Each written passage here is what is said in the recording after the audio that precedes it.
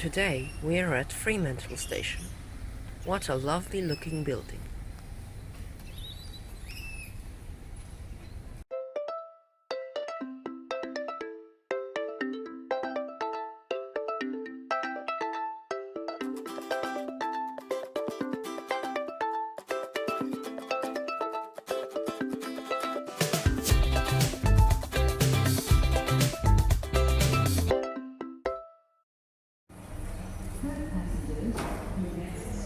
Upon entry through the main entrance, you are greeted with a number of facilities, including timetables, a kiosk, information, ticket machines, a transit officer booth, vending machines, and closed station smart rider processors.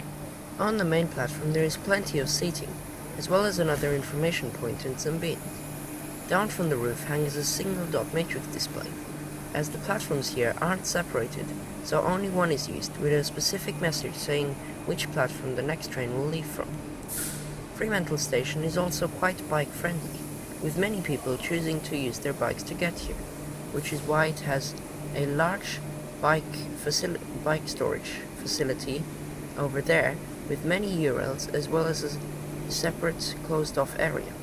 There are also toilets and this secondary exit down to the bus area. Here's another dot matrix display, but there's nothing else because platforms 2 and 3, as you can see over there on the left, they are not covered.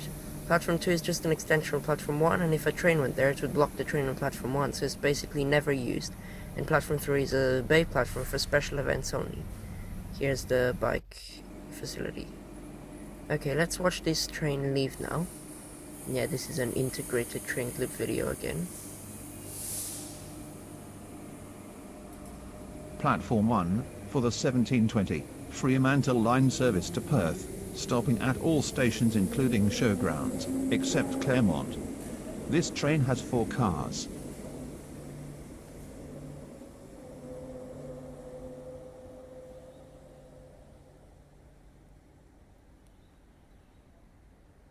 Perth passengers, your next service from platform 1 departs in 9 minutes.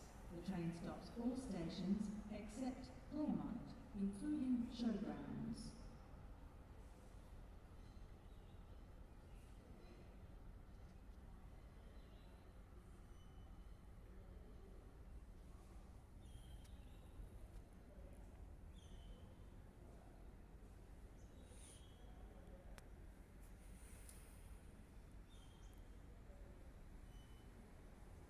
Zoom in. Terrible picture quality, but you can see down there's another train waiting to enter, which is actually a B series train. So even though the station has 3 platforms, only one is actually used. So trains have to wait for the train to leave from the platform before entering, which is quite weird. Like 3 platforms but only one is used. That's just strange. Okay, here it comes now. B series is coming in. Let's watch that.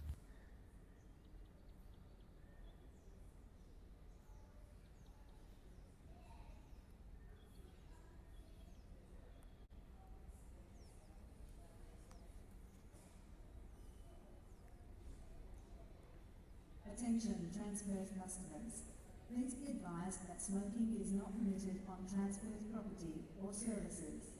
Thank you. The train now approaching, Platform 1, terminates here. This train is the service from Perth.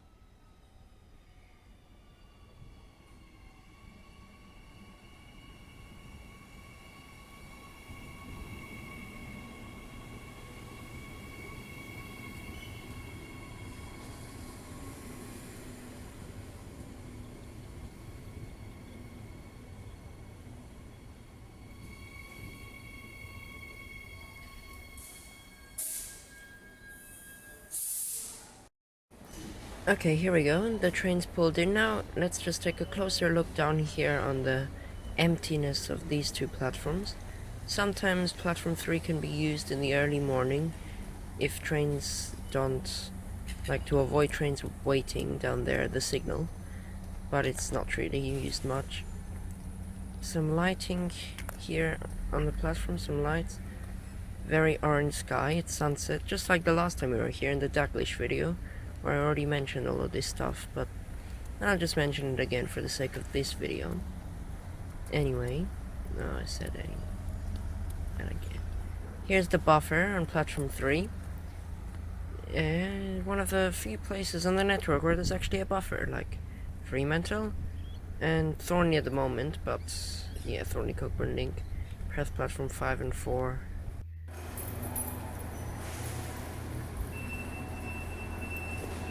Mandurah, of course, Butler, Midland, I mean basically all the terminus stations and some sidings, but it's just not really common to see buffers around.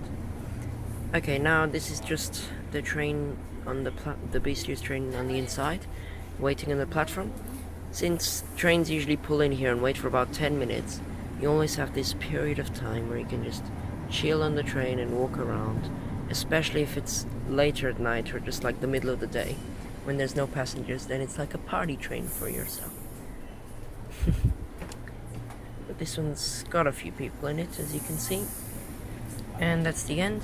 There's only 3 cars can operate, since it is the old lines.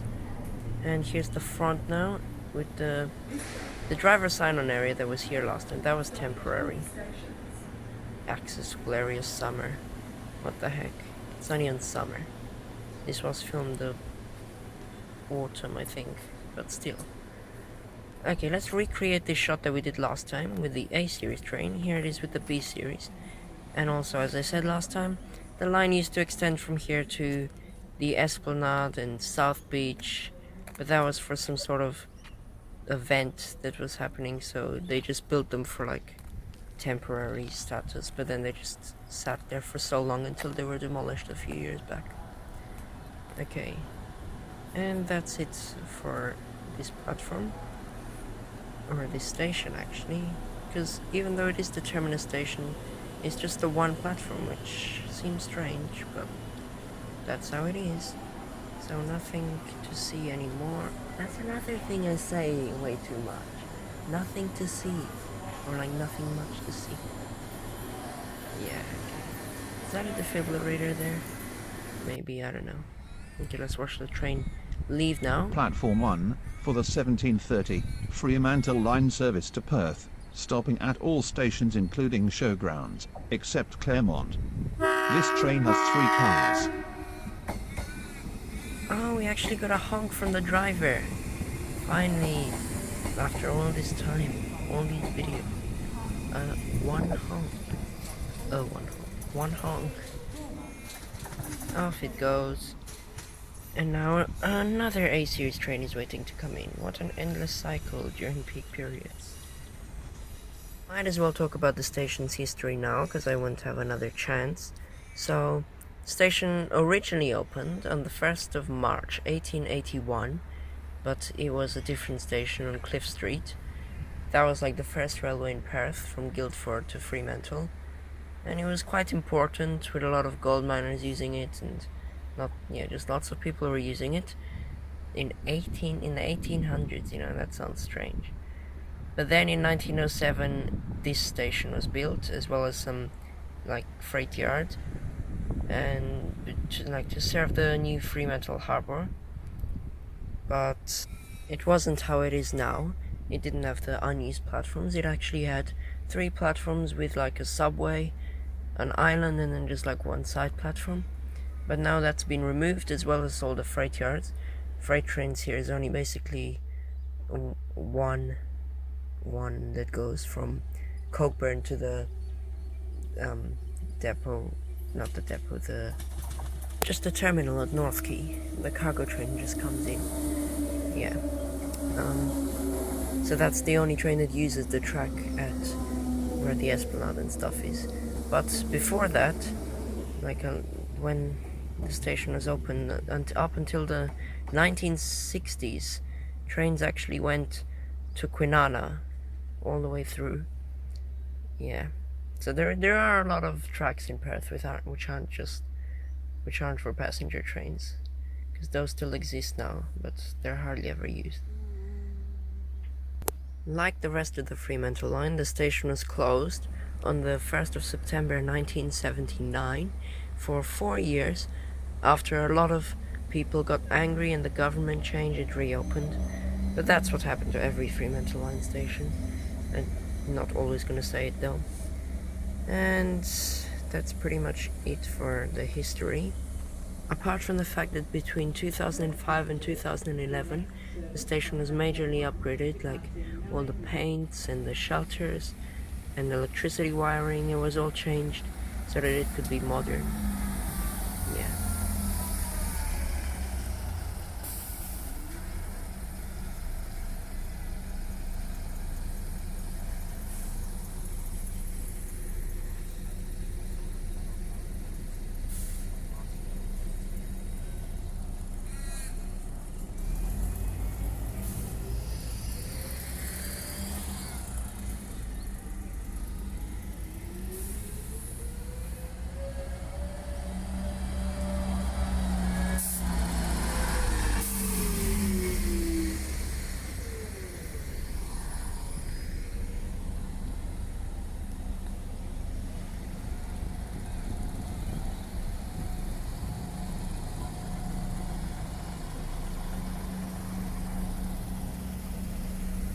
So the station gets a rating of 4 stars, because it's much better than anything else you see on the Fremantle line, but it's only got one platform and quite a dangerous bus interchange with lots of road crossings and stuff. So yeah, not full points for this one, especially when it's a terminus in a major destination like Fremantle.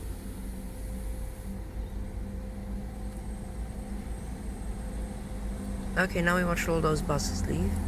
Here is the Fremantle CAT service. It's a CNG gas bus with like horizontal seating at the back and a very tall back seat at the front with no legroom. Quite a special bus. And it's orange as well, of course. That's very distinguishable. As I said in the Daglish video, the red cat was removed. I hope it comes back. They said it might, but I don't know. But let's just go on this blue cat for now and create the time lapse like we did for all the Perth cats. Yeah.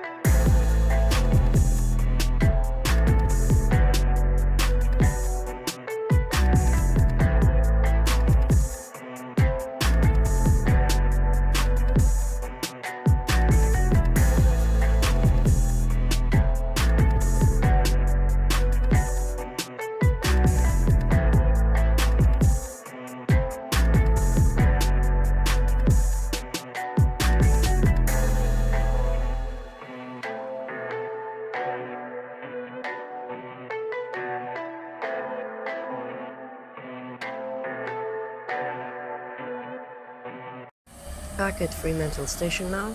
The cat's not actually using the stop it usually does. It went to one of the 13 bus stands used by the 21 routes that serve here, not the separate one on Phillimore Street that it has. But anyway, that was bus 116, all the way around Fremantle. It's got dark now. Let's just see a few more buses and then I'll head home.